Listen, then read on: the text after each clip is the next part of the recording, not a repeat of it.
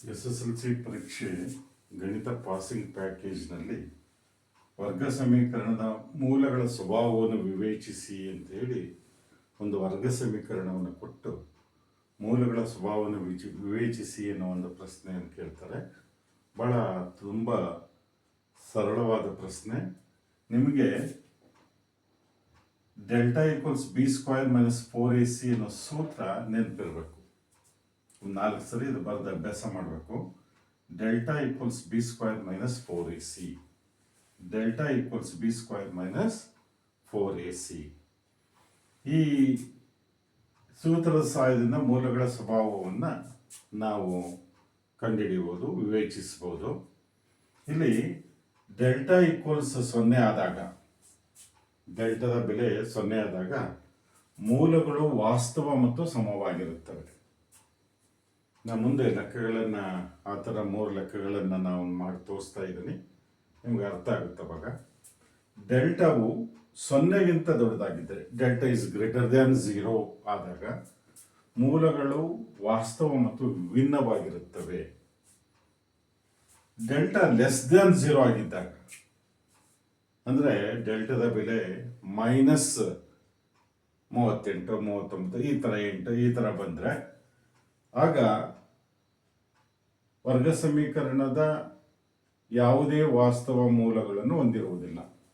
ವರ್ಗ ಸಮೀಕರಣವು ಯಾವುದೇ ವಾಸ್ತವ ಮೂಲಗಳನ್ನು ಹೊಂದಿರುವುದಿಲ್ಲ.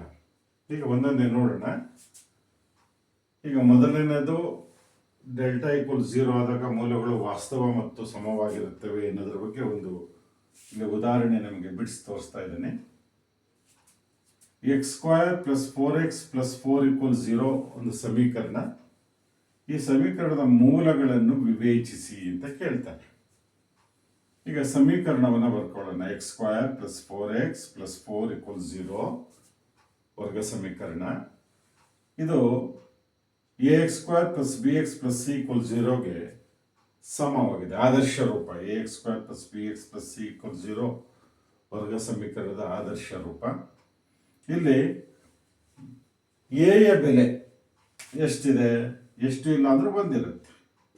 a = 1, a = 1, b = 4, x ನ ಸಹಗುಣಕ 4, c = ಸ್ಥಿರಾಂಕ 4. ಈಗ ನಮಗೆ ಮೂಲಗಳ ಸ್ವಭಾವವನ್ನು ವಿವೇಚಿಸಬೇಕಾದ್ರೆ ಈ ಸೂತ್ರವನ್ನು ಬಳಸಬೇಕು. ಆಗಲೇ ಹೇಳಿದ್ದೀನಿ. Delta equals B square minus 4ac.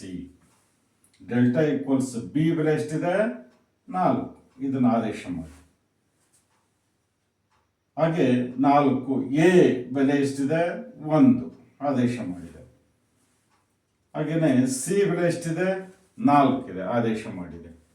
4 square ಅಂದರೆ 4 × 4, 4 × 4 16 ಮೈನಸ್ 4 × 1 ಅಂದರೆ 4, 4 × 4 16, 16ರಲ್ಲಿ 14 ಕಳೆದ್ರೆ 0 ಬರುತ್ತೆ. ಡೆಲ್ಟಾ ಈಕ್ವಲ್ 0 ಆಯಿತು. ಇಲ್ಲಿ ಮೂಲಗಳು ವಾಸ್ತವ ಮತ್ತು ಸಮ.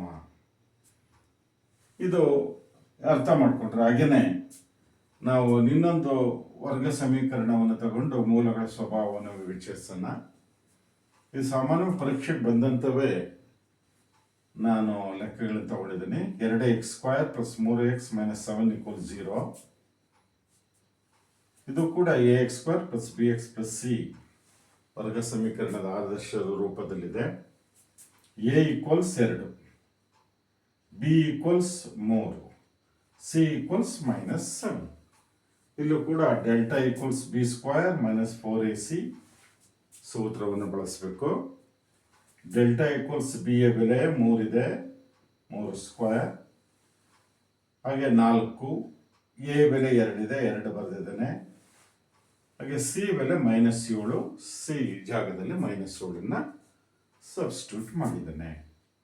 ಈಗ 3 ಸ್ಕ್ವೈರ್ ಅಂದರೆ 9, ಮೈನಸ್ ಇಂಟು ಮೈನಸ್ ನೋಡಿ, -7 ಇದೆ, ಇಲ್ಲಿ -7 ಇದೆ, ಮೈನಸ್ ಇಂಟು ಮೈನಸ್ ಪ್ಲಸ್ 4 × 8, 8 × 56, 9 + 56. 9 + 56 = 65. ಇಲ್ಲಿ ಡೆಲ್ಟಾದ ಬೆಲೆಯು 0ಗಿಂತ ಜಾಸ್ತಿ ಇದೆ. ಹಾಗಾಗಿ ಮೂಲಗಳು ವಾಸ್ತವ ಮತ್ತು ವಿಭಿನ್ನವಾಗಿವೆ. ಮೂಲಗಳು ಡೆಲ್ಟಾ ಬೆಲೆಯು 0ಗಿಂತ ಜಾಸ್ತಿ ಆಗಿದ್ದರೆ, ಡೆಲ್ಟಾ ಇಸ್ ಗ್ರೇಟರ್ ದ್ಯಾನ್ 0 ಆಗಿದ್ದರೆ ಮೂಲಗಳು ವಾಸ್ತವ ಮತ್ತು ವಿಭಿನ್ನವಾಗಿರುತ್ತವೆ. ಇದನ್ನು ಅರ್ಥ ಮಾಡ್ಕೊಂಡ್ರೆ ಈಗ ಮೂಲಗಳ ಅಥವಾ ಡೆಲ್ಟಾಯ ಬೆಲೆಯು 0ಗಿಂತ ಕಡಿಮೆ ಆಗಿದ್ದರೆ, ಡೆಲ್ಟಾ ಇಸ್ ಗ್ರೇಟರ್ ದ್ಯಾನ್ 0 ಆಗಿದ್ದರೆ,